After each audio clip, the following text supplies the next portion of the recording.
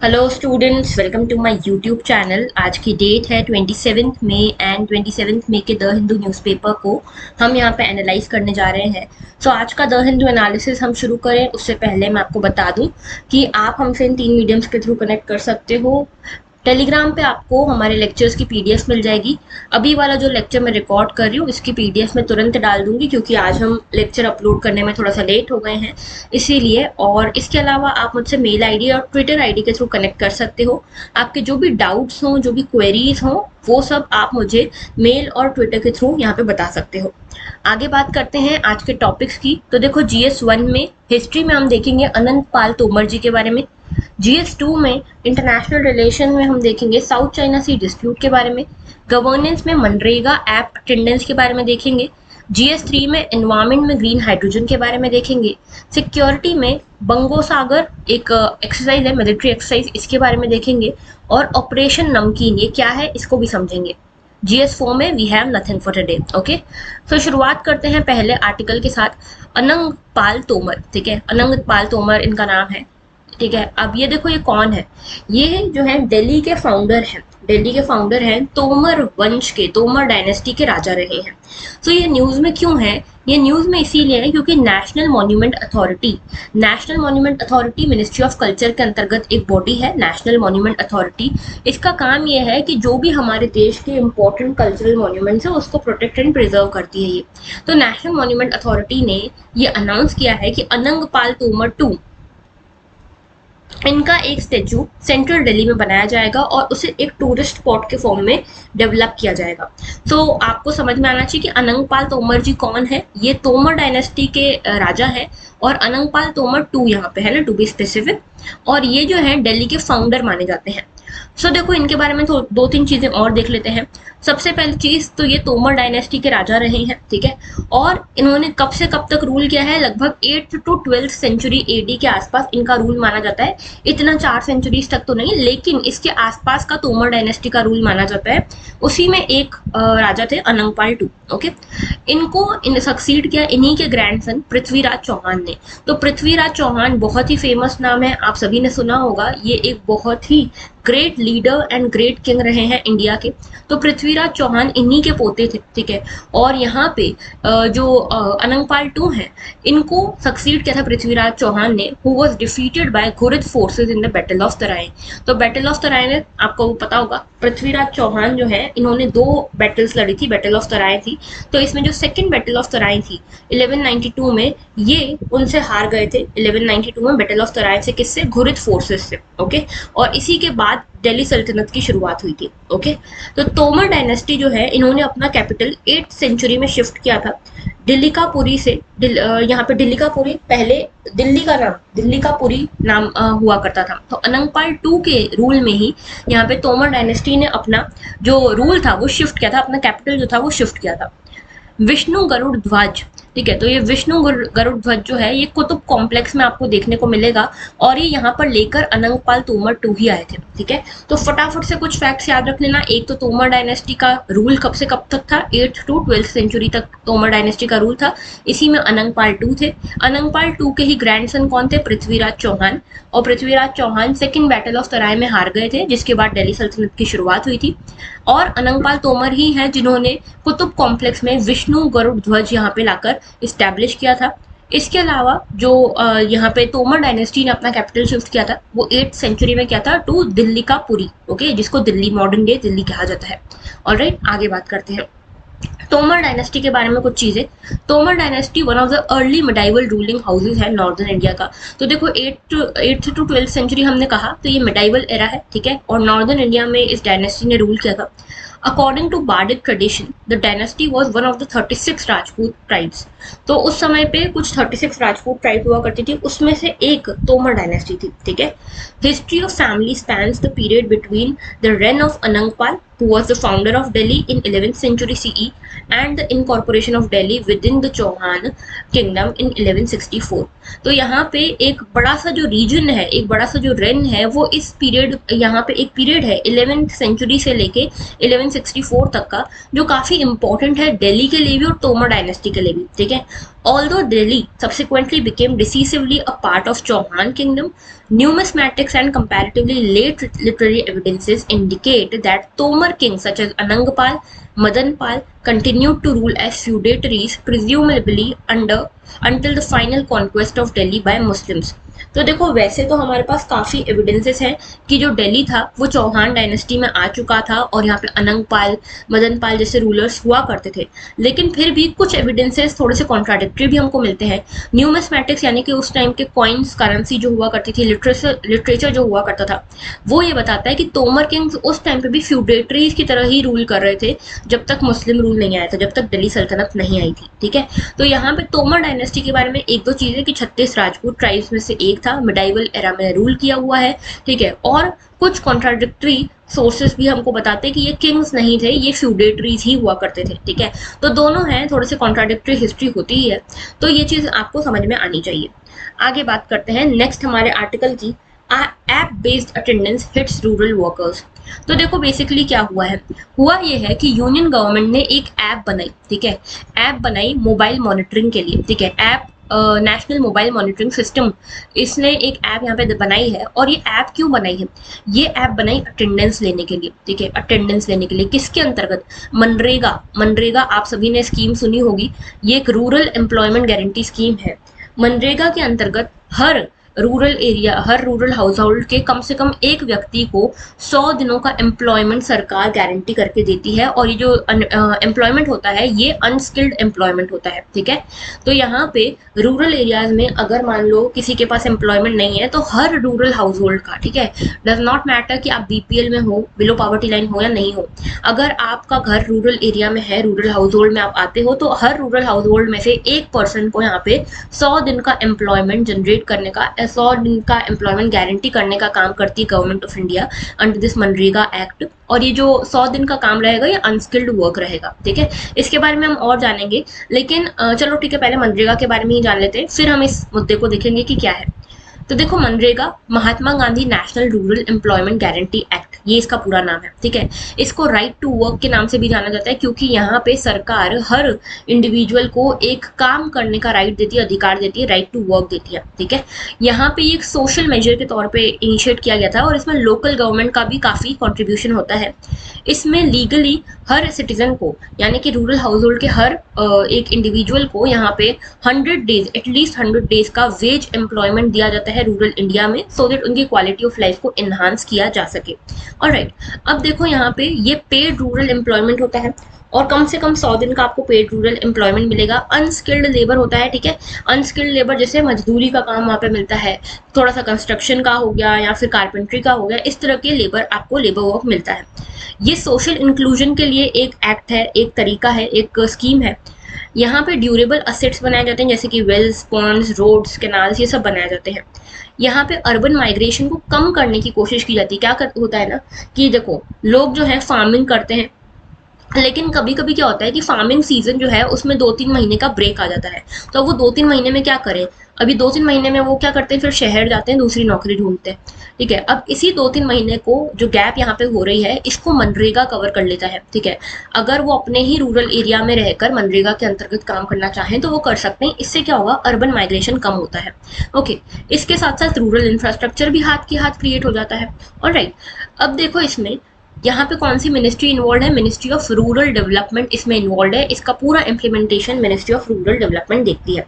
Eligibility criteria क्या है इसका? देखो जो भी पर्सन इसका फायदा उठाना चाहता है वो सिटीजन ऑफ इंडिया होना चाहिए, उसने कम से कम 18 ईयर ऑफ एज कंप्लीट कर लेनी चाहिए। ठीक है, उसके बाद जो भी पर्सन इस मनरेगा स्कीम का फायदा उठाना चाहता है वो उस एरिया के लोकल हाउस होल्ड का पार्ट होना चाहिए। ठीक है, यानी कि लोकल ग्राम पंचायत में उसका नाम आना चाहिए। ठीक है, उसके बाद यहाँ पे जो भी पर्सन अप्लाई करना चाहता है वो अनस्किल्ड लेबर के लिए आगे खुद से वॉलंटरली काम करना चाहे। ओके, तो सबसे पहला citizen of India, 18 year age, जिस एरिया में आप यहाँ पे अप्लाई कर रहे हो वहाँ की लोकल ग्राम पंचायत में आपका नाम होना चाहिए और आप अनस्किल्ड लेबर के लिए विलिंग हो काम करने के लिए। ओके, कुछ और फीचर्स की बात कर लेते हैं। जैसे देखो इंडिविजुअल बेनिफिशियरी ओरिएंटेड वर्क्स, यहाँ पे जो भी इंडिविजुअल बेनिफिशियरी ओरिएंटेड वर्क्स हैं उसको भी आप ले सकते हो on the cards of schedule caste and schedule tribes, ठीक है। उसके बाद यहाँ पे इंदिरा आवास योजना के अंतर्गत जो घर बनते हैं वो भी आजकल बनाए जा रहे हैं under MNREGA. With in 15 days, अगर मान लो आप कोई पर्सन हो, आपने अप्लाई किया लोकल गवर्नमेंट में कि आप मनरेगा के अंतर्गत एम्प्लॉयमेंट पाना चाहते हो 100 डेज का, ठीक है। अब यहाँ पे लोकल गवर्नमेंट ने देखा कि आपके लिए एम्प्लॉयमेंट का यहाँ पे अवसर नहीं है उनके पास, तो 15 डेज तक अगर आपको एम्प्लॉयमेंट नहीं मिलती अप्लाई करने के बाद भी, तो आपको यहाँ पे एक थ्रेशोल्ड वेजेस तो मिलेंगे ही मिलेंगे, ठीक है, एज अनएम्प्लॉयमेंट अलाउंस, ठीक है। यहाँ पे अनएम्प्लॉयमेंट अलाउंस के तौर पे आपको ये वेजेस मिलेंगे, और अगर ये वेजेस नहीं देना है उनको तो 15 दिन के अंदर अंदर आपको ये एम्प्लॉयमेंट उनको देनी पड़ेगी, ठीक है। तो 15 डेज के अंदर अंदर यहाँ पे ये सब काम होता है। इसके साथ सोशल ऑडिट भी होता है मनरेगा का, ठीक है, मैंडेटरी सोशल ऑडिट होता है। सोशल ऑडिट यानी कि यहाँ पे जो एनजीओ हो गए या जो भी इंपॉर्टेंट ऑर्गेनाइजेशन है, डीएम हो गया उस एरिया का, जो कम्युनिटी है वहाँ की, वो सब जाके एक बार मनरेगा के ऊपर चेक रखते हैं कि सही से काम हो रहा है या नहीं हो रहा है। ग्राम सभा जो है ये प्रिंसिपल फोरम है वेज सीकर्स के लिए। तो वेज सीकर्स जो है, जो जॉब चाहते हैं, एम्प्लॉयमेंट चाहते हैं, वो ग्राम सभा में ही अपना जो भी डिमांड होती है वो रखते हैं, जो भी उनकी वॉइसेस होती है वो ग्राम सभा में ही सुनी जाती है। ग्राम सभा एंड ग्राम पंचायत ही होती है जो अप्रूव करती है कि किस तरह के काम होंगे अंडर मनरेगा, ठीक है, कि यहाँ पे कोई पॉन्ड बनाया जाएगा, टॉयलेट्स बनाए जाएंगे, कि घर बनाए जाएंगे अंडर इंदिरा आवास योजना, ये सब डिसाइड करने का काम ग्राम सभा और ग्राम पंचायत का होता है। ओके, अब देखो वापस से आते हैं न्यूज आर्टिकल के ऊपर।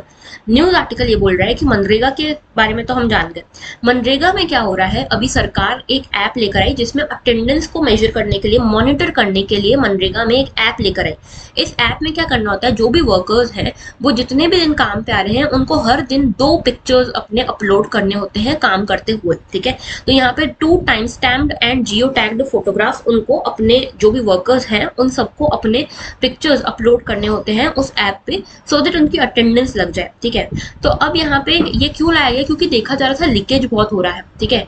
जो ग्राम पंचायत वाले हैं, ग्राम सभा वाले हैं, वो लोग, जो ग्राम पंचायत वाले लोग हुआ करते थे, जो हायर ऑफिशियल हुआ करते थे, वो लोग करप्शन बहुत करते थे, झूठे नाम लिख के उनके वेजेस खुद रख लेते थे, ठीक है। तो ये लीकेजेस को रोकने के लिए अटेंडेंस ऐप लेकर आए, ठीक है। लेकिन इसमें कुछ दिक्कतें हैं। पहली दिक्कत तो ये कि हर रूरल वर्कर के पास, स्पेशली जो विमेन है, उनके पास मोबाइल फोन नहीं रहता, ठीक है। तो वो किस तरह से अपनी पिक्चर्स अपलोड कर पाएंगी। दूसरी चीज आप देखो, रूरल एरिया में ये स्कीम चलती है मनरेगा की स्कीम। अब आपको पता है रूरल एरिया में बहुत सारे स्टीरियोटाइप्स वगैरह रहते हैं, ठीक है, काफी ट्रेडिशनल सी सोसाइटी होती है, तो वो लोग अलाउ भी नहीं करते कि उनका जो, उनके घर की जो विमेन है उनके पिक्चर्स लेकर आप किसी ऐप पे अपलोड करो, ठीक है। तो उनको ये चीजें भी रहती है कि हम अपनी जो हमारे घर की विमेन है उनके पिक्चर्स हम आपको क्यों लेने दें। तो ये सारी चीजों के कारण जो मनरेगा की जो ऐप है, मॉनिटरिंग ऐप, ये काम नहीं कर पा रही है, फेल होती हुई दिख रही है। और मान लो कि अगर ये चल भी जाती है तो यहाँ पे लोग जो है वो इसमें पिक्चर्स अपलोड या तो कर नहीं पा रहे या तो करना नहीं चाहते, ठीक है। इसके कारण क्या हो रहा है कि अटेंडेंस लोगों की नहीं लग पा रही, और अटेंडेंस नहीं लगेगी तो वेजेस नहीं मिलेंगे। इसीलिए मनरेगा की तरफ जो अट्रैक्शन पहले हुआ करता था वो धीरे धीरे कम होता हुआ दिख रहा है, because of such kind of apps, ठीक है। तो यहाँ पे कुछ पिटफॉल्स हैं, इसकी बात करी गई है, और यहाँ पे बोला गया है कि इसके लिए हमको एक सोल्यूशन निकाल के लाना चाहिए कि किस तरह से हम इसको बैलेंस कर सकते हैं, ये जो मॉनिटरिंग वाला वर्क है उसको बैलेंस कर सकते हैं with the attractiveness of this scheme. Okay, तो ये था पूरा आर्टिकल। आगे बात करते हैं नेक्स्ट आर्टिकल की। तो देखो नेक्स्ट आर्टिकल है बंगो सागर के बारे में। अब ये बंगो सागर क्या है, बंगो सागर एक मिलिट्री एक्सरसाइज है, बेसिकली नेवल एक्सरसाइज है, ठीक है, नेवल एक्सरसाइज है बिटवीन इंडिया एंड बांग्लादेश, ठीक है। और ये 3rd एडिशन है। कहाँ पे हुआ है, पोर्ट मोंगला बांग्लादेश में हुआ है। तो याद रखना बंगो सागर क्या है, एक नेवल एक्सरसाइज है बिटवीन इंडिया एंड बांग्लादेश। कहाँ पे हो रही है, ये बांग्लादेश में हो रही है। इसका एम है कि इंटरऑपरेबिलिटी बढ़े, जॉइंट ऑपरेशन स्किल्स बढ़े, और जो दोनों नेवीज है उनके बीच में जो कोऑर्डिनेशन है वो ज्यादा अच्छा हो पाए, ठीक है। तो बस छोटी सी चीज है, बंगो सागर किस किस के बीच में, याद रखना। आगे बात करते हैं green hydrogen, the fuel of future. तो ग्रीन हाइड्रोजन के बीच बारे में हमने कुछ चीजें पहले भी पढ़ी हुई है, ठीक है, थोड़े दिन पहले ही हमने ग्रीन हाइड्रोजन के ऊपर चीजें समझी थी, लेकिन थोड़ा सा डिटेल्ड आर्टिकल था तो मुझे लगा लेना चाहिए ये वाला। तो चलो बात करते हैं इसकी ग्रीन हाइड्रोजन की। न्यूज में क्यों था, देखो न्यूज में इसीलिए था क्योंकि वर्ल्ड इकोनॉमिक फोरम में हमारे जो मिनिस्टर है, minister of petroleum and natural gas, इन्होंने कहा कि इंडिया जो है ग्रीन हाइड्रोजन के टर्म्स में, ग्रीन हाइड्रोजन फ्यूल के लिए लीडिंग एक लीडिंग इकोनॉमी बन के निकलेगा, ठीक है। तो लीडर बनेगा India, India will emerge as a leader of green hydrogen in the coming times, ठीक है। सो दैट हम जो एनर्जी क्राइसिस से गुजर रहे हैं, पूरा जो वर्ल्ड एनर्जी क्राइसिस से गुजर रहा है, उसको एक अल्टरनेटिव फ्यूल मिल सके, ठीक है। एक तो ये न्यूज में था। दूसरा, इंडियन ऑयल जो है, इंडियन ऑयल लिमिटेड, ठीक है, ऑयल इंडियन ऑयल लिमिटेड जो है, इन्होंने आसाम के जोरहट में एक ग्रीन हाइड्रोजन प्लांट बनाया है, ठीक है, ग्रीन हाइड्रोजन प्लांट। तो ये ग्रीन हाइड्रोजन प्लांट जो है, ये इंडिया का पहला 99% प्योर ग्रीन हाइड्रोजन प्लांट बना हुआ है, ठीक है। तो इसलिए भी ये न्यूज में था। अब ग्रीन हाइड्रोजन क्या होता है ये मैं आपको बता भी चुकी हूँ, लेकिन फिर भी सुन लो। हाइड्रोजन जो है ये अलग अलग फॉर्म्स में आपको देखने को मिलती है। ग्रीन होती है, ग्रे होती है, ठीक है, ब्लू होती है, अलग अलग हाइड्रोजन के फॉर्म्स देखने को मिलते हैं। अब ये जो कलर्स होती है ना, ये कलर्स कैसे डिसाइड होते हैं कि किस तरह से आपने हाइड्रोजन बनाया है। जैसे ग्रीन हाइड्रोजन जो है वो कैसे बनाया जाता है, रिन्यूएबल एनर्जीज के थ्रू यहाँ पे ग्रीन हाइड्रोजन बनाया जाता है, जिसमें CO2 एमिशन कम से कम होता है। ग्रे हाइड्रोजन कोल वगैरह से, कोल जैसे फॉसिल फ्यूल से बनाया जाता है, जिसमें कार्बन डाइऑक्साइड का एमिशन सबसे ज्यादा होता है। ब्लू हाइड्रोजन भी कोल से ही बनाया जाता है, लेकिन इसमें ऐसी टेक्नोलॉजीज यूज की जाती है जिसमें कि कार्बन डाइऑक्साइड का एमिशन कम से कम हो, ठीक है। तो ये तो ग्रीन हाइड्रोजन हो गया। अब ग्रीन हाइड्रोजन के बारे में कुछ चीजें और, कि ये colourless, odourless, tasteless, non toxic और हाईली कंबस्टिबल गैसियस प्रोडक्ट होता है। हाइड्रोजन लाइटेस्ट एलिमेंट है, मोस्ट अबंडेंट एलिमेंट है, आप सभी को पता है, और वन ऑफ द फर्स्ट ही है, वन ऑफ द नहीं, first chemical compound, chemical element होता है किसमें, जो हमारी पीरियोडिक टेबल होती है उसमें। ओके अब देखो ये तो हमने समझ लिया। इसको फ्यूल ऑफ द फ्यूचर भी कहा जा रहा है, क्यों? क्योंकि ये एनवायरमेंटल फ्रेंडली है, ये कार्बन डाइऑक्साइड रिलीज नहीं करता। किसकी बात करें? ग्रीन हाइड्रोजन की, ठीक है। क्यों ऐसे कैसे? क्योंकि ये रिन्यूएबल सोर्सेज से बनता है, ठीक है, और एनवायरमेंट के लिए हार्मफुल नहीं है, क्योंकि कार्बन एमिशन ज्यादा नहीं करता। ओके तो ये तो हमने बात करी इसकी। अब इंडिया क्यों ग्रीन हाइड्रोजन परस्यू कर रहा है?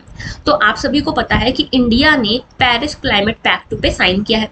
पेरिस क्लाइमेट पैक्ट क्या है? एक इंटरनेशनल बाइंडिंग ट्रीटी है, और इसमें सभी जो मेंबर्स हैं उन्होंने ये कमिट किया कि हम ऐसे ऐसे कुछ मेजर्स उठाएंगे जिसके थ्रू हम by the end of this century, तो 2100 जो ईयर आएगा, by the end of this century, हम यहाँ पे जो क्लाइमेट चेंज हो रहा है, जो टेम्परेचर राइज हो रहा है, उसको 2 डिग्री सेल्सियस पे रोक सके।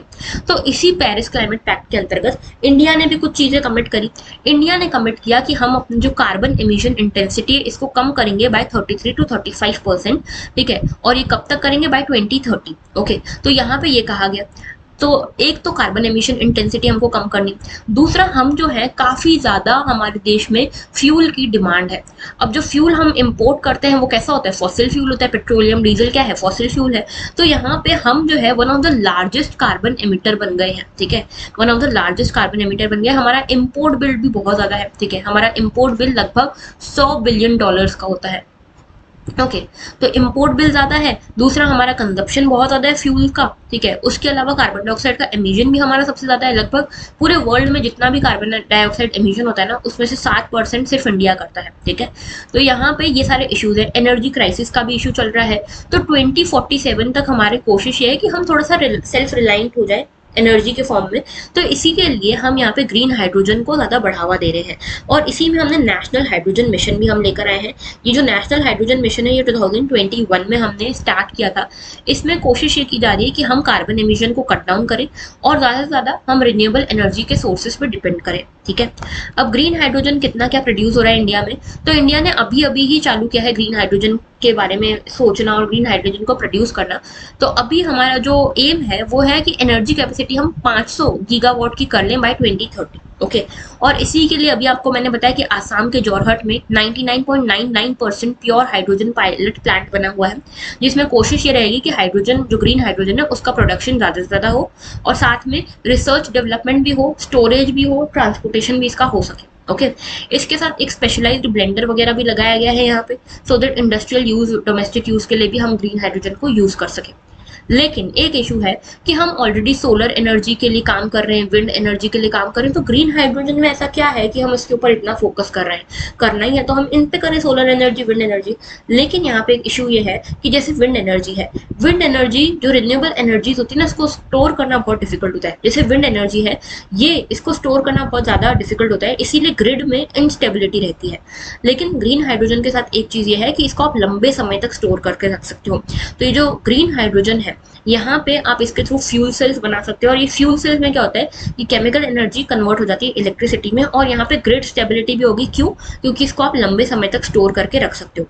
एक और फायदा ये है कि इसके बाय प्रोडक्ट की फॉर्म में हमको ऑक्सीजन मिलता है, ठीक है, और इस ऑक्सीजन को हम यूज कर सकते हैं इंडस्ट्रियल और डोमेस्टिक प्रोडक्ट्स में, इंडस्ट्रियल एंड डोमेस्टिक प्रोसीजर्स जो भी होते हैं उसमें, ठीक है। तो कुल मिला के एक विन विन वाली डील है, ओके। और जो रिन्यूएबल डेवलपर्स हैं वो देखते हैं कि ग्रीन हाइड्रोजन का मार्केट आगे जाके बहुत बड़ा पोटेंशियल है ग्रीन हाइड्रोजन वाले मार्केट में, और यहाँ पे इलेक्ट्रिक व्हीकल्स तो काम कर ही रही हैं, साथ साथ में ग्रीन हाइड्रोजन भी ट्रांसपोर्ट सेक्टर को एक बड़ा पुश दे सकता है, ओके। तो ये था पूरा आर्टिकल अबाउट ग्रीन हाइड्रोजन। आगे बात करते हैं। नेक्स्ट हमारा जो न्यूज है दैट इज अबाउट ऑपरेशन नमकीन। तो देखो नाम पे मत जाओ, ऑपरेशन नमकीन आपसे सीधा क्वेश्चन पूछा जा सकता है प्रीलिम्स में कि ऑपरेशन नमकीन क्या है। तो देखो ये जो है ये basically directorate of revenue intelligence, जो डायरेक्टरेट ऑफ रेवेन्यू इंटेलिजेंस है, इसका एक ऑपरेशन था जिसमें इन्होंने 52 केजी ऑफ कोकेन, जो एक तरह का ड्रग होता है, उसको रिकवर किया है, ठीक है। और यहाँ पे इंटरनेशनल इलिसिट मार्केट जो चल रहा था, इंटरनेशनल मार्केट चलता है ड्रग मार्केट, उसमें 52 केजी कोकेन को इन्होंने रिकवर किया है, जब्त किया है। और ये कितने का था? ये लगभग 500 करोड़ रुपए का जो कोकेन है वो था, और यहाँ पे ये किया गया है अंडर ऑपरेशन नमकीन, ठीक है। तो ये जो DRI है, डायरेक्टरेट ऑफ रेवेन्यू इंटेलिजेंस, ये किसके अंतर्गत आता है? Central board of indirect taxes and customs के अंतर्गत आता है, मिनिस्ट्री ऑफ फाइनेंस में, ओके। और ये एपेक्स एजेंसी है इंडियन कस्टम्स की, जो एंटी स्मगलिंग के लिए काम करती है। इंडिया में एंटी स्मगलिंग के लिए काम करने वाली ऑर्गेनाइजेशन DRI है, ठीक है। किसके अंतर्गत आती है? मिनिस्ट्री ऑफ फाइनेंस के अंतर, और यहाँ पे central board of indirect taxes and customs के अंतर्गत। उसके अलावा जो DRI है ये यहाँ पे कुछ एक्ट्स को इम्प्लीमेंट करने का काम करती है, जैसे कि एक हो गया कस्टम्स एक्ट 1962, इसके अलावा arms act, NDPS act, COFEPOSA, wild life act, antiquities act, ये सब जो एक्ट्स हैं इसको इम्प्लीमेंट करने का काम DRI का ही है, ठीक है। तो ऑपरेशन नमकीन वेरी इंपॉर्टेंट, ऐसे समझ नहीं आएगा, अगर आपने सुना नहीं होगा ना तो समझ नहीं आएगा, ओके। आगे बात करते हैं। Philippines to uphold South China Sea ruling. तो यहाँ पे देखो न्यूज ये है कि फिलीपींस के जो प्रेसिडेंट नए आए हैं उन्होंने बोला है, जो फिलीपींस के जो प्रेसिडेंट इलेक्ट है उन्होंने बोला है कि यहाँ पे जो भी इंटरनेशनल रूलिंग आई है, ठीक है, इंटरनेशनल रूलिंग जो भी आई है रिगार्डिंग साउथ चाइना सी, उसको यहाँ पे फिलीपींस जो है अपनी पूरी शिद्दत से मानेगा, और यहाँ पे चाइना को कब्जा नहीं करने देगा साउथ चाइना सी के ऊपर, ना ही फिलीपींस के राइट्स के ऊपर। तो देखो यहाँ पे 2016 में यहाँ पे द हेग का जो परमानेंट कोर्ट है ऑफ आर्बिट्रेशन, PCA बोलते हैं इसको, द हेग का परमानेंट कोर्ट ऑफ आर्बिट्रेशन है, इसके पास गए थे कुछ कंट्रीज, ठीक है। इसमें एक साइड पे थी चाइना, एक साइड पे थी फिलीपींस, ठीक है। इन्होंने बोला कि जो साउथ चाइना सी है उसके ऊपर कुछ कुछ क्लेम्स दोनों ने करे, ठीक है। और जो डिसीजन आया था वो फिलीपींस के फेवर में आया, लेकिन चाइना ने इस डिसीजन को मानने से मना कर दिया, और अभी भी जबरदस्ती साउथ चाइना सी में चाइना घुसा जा रहा है। तो यहाँ पे जो फिलीपींस की जो लीडर है उन्होंने बोला है कि हम यहाँ पे जो द हेग में जो डिसीजन दिया गया by the permanent court of arbitration उसको पूरी तरह से निभाएंगे, और चाइना को हमारी टेरिटरी में घुसने नहीं देंगे। तो यहाँ पे साउथ चाइना सी के बारे में कुछ चीजें देख लेते हैं। सबसे पहले लोकेशन देखो, तो देखो ये है म्यांमार, ठीक है, ये है वियतनाम, ये है चाइना। चाइना के आप देखोगे साउथ में ये सी आ रही है, साउथ चाइना सी, ठीक है। यहाँ पे ये जो साउथ चाइना सी है इसको कौन कौन सी कंट्रीज ने कवर किया हुआ है? एक साइड पे है चाइना, फिर वियतनाम है, ठीक है, फिर उसके बाद यहाँ पे देखो ये मलेशिया है, उसके बाद यहाँ देखो नीचे इंडोनेशिया है, ठीक है, उसके बाद यहाँ पे भी अगेन मलेशिया आ जाता है, यहाँ पे ब्रूनई है, फिर यहाँ पे है फिलीपींस, ओके। तो ये कुछ कंट्रीज है। अच्छा एक और चीज यहाँ पे ताइवान है, ठीक है। ताइवान वैसे तो देखो चाइना क्लेम करता है कि हमारी टेरिटरी है, लेकिन डी फैक्टो देखोगे ऑन ग्राउंड तो ताइवान अलग सॉवरेन कंट्री के फॉर्म में आपको दिखने को मिलेगा, ओके।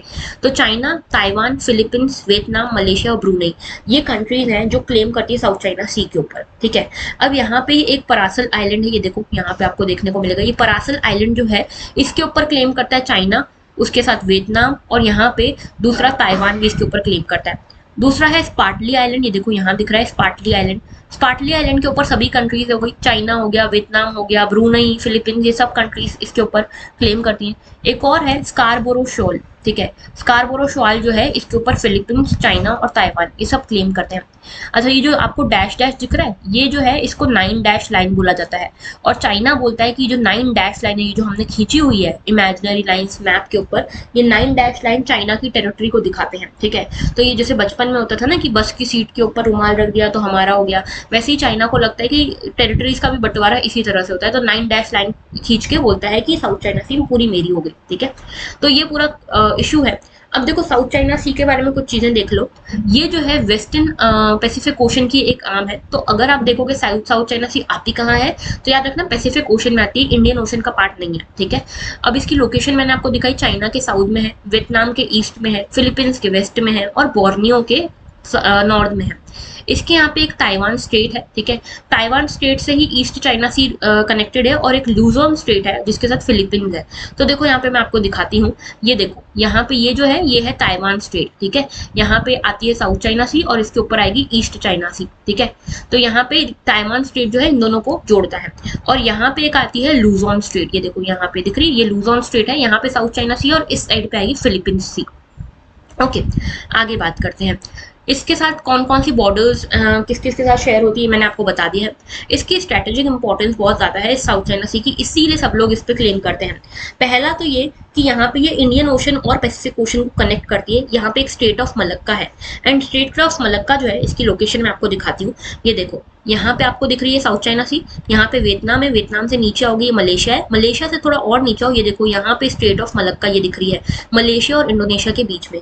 ये one of the busiest state है पूरे वर्ल्ड की, और यहाँ से जो भी मेजर रूट्स होते हैं ना, जो बिजिएस्ट बिजनेस रूट्स होते हैं वो यहाँ से ही गुजरते हैं, ठीक है। तो साउथ चाइना सी के ऊपर जिसका रोल ज़्यादा से ज़्यादा कंट्रोल रहेगा, उसके ऊपर ही इकोनॉमिक जो है ग्लोबल इकोनॉमी का भी कंट्रोल उसी के पास रहेगा, ठीक है, ये आप मान सकते हो।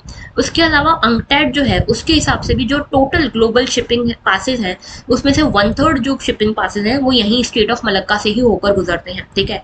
और लगभग ट्रिलियन ऑफ ट्रेड यहाँ से होकर गुजरता है।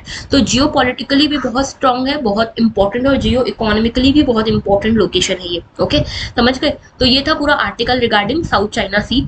ओके, सो आज के लिए इतने ही आर्टिकल्स थे। आई होप आपको समझ में आया हो। एक इंपॉर्टेंट अनाउंसमेंट आज से कर रही हूँ मैं, संडे को शाम को हमारी क्विज रहेगी करंट अफेयर्स की। तो जो लोग भी इसमें पार्टिसिपेट करना चाहते हैं वो लाइव क्विज में पार्टिसिपेट कर सकते हैं, सो दैट आपकी करंट अफेयर्स की प्रिपरेशन कहीं से भी ना रुके। द हिंदू तो हम यहाँ पे कवर करते ही हैं, साथ में अगर आप उस क्विज को भी अटेम्प्ट कर लेते हो तो आपकी फुल फ्लेजेड तैयारी हो जाएगी। ओके, तो दैट वाज ऑल। अगर अच्छा लगा हो लेक्चर तो लाइक जरूर करना, कॉमेंट करना अपने फीडबैक को, और शेयर जरूर करना इस लेक्चर को। चैनल को सब्सक्राइब नहीं किया है तो कर लेना। So that was all. Thank you for watching and have a very good day.